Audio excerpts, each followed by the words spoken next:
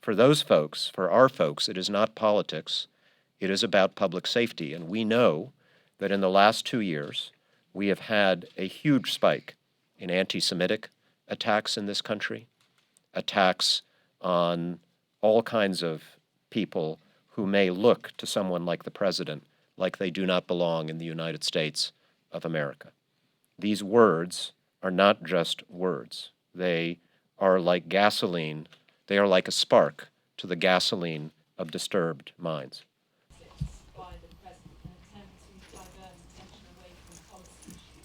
This resolution is not actually about President Trump. We know who he is. Our Republican colleagues know who he is. The only question that has not been resolved is who are we in this body? We will get to decide that tonight. Thank you. So I'm going to go Ted, and then you, and Salud. We will have Republican yes votes today, and they will be heard loud and clear by the American people. And as for those who vote no, they're going to have to explain why they're standing with this president's comments over the values and words of the resolution, which are basically drawn from President Reagan. So, look, it is... We are America. America is a nation of immigrants. We are not going anywhere. America is our home, and many of us will still be standing here long after the occupant of the Oval Office leaves. Which is sometimes effective.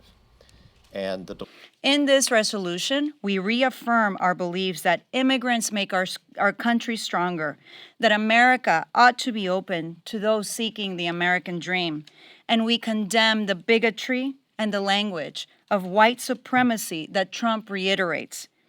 Whether by choice or by birth, we are all Americans, and we all deserve to remain here, our home, for generations to come. Now, why does it matter? It matters for the reasons that my colleagues expressed, but it also matters because we have another generation of people, namely our children, who are affected by what happens in these tweets. But I have one message to this president. Mr. President, my vote in this Congress is as good as anyone who was born here. Thank you. The president is the one position where you do have to be a born, you have to be a citizen born in the country, but you don't have to be a bigot, and you don't have to be a racist. And certainly we don't have to choose people like that to be our president. Your question is this partisan? And if racism ever becomes a partisan issue in this country, we have done a woeful disservice to our founders, we have done a woeful disservice to our Constitution, and a woeful disservice to every single person that calls America home. And that's what this is about.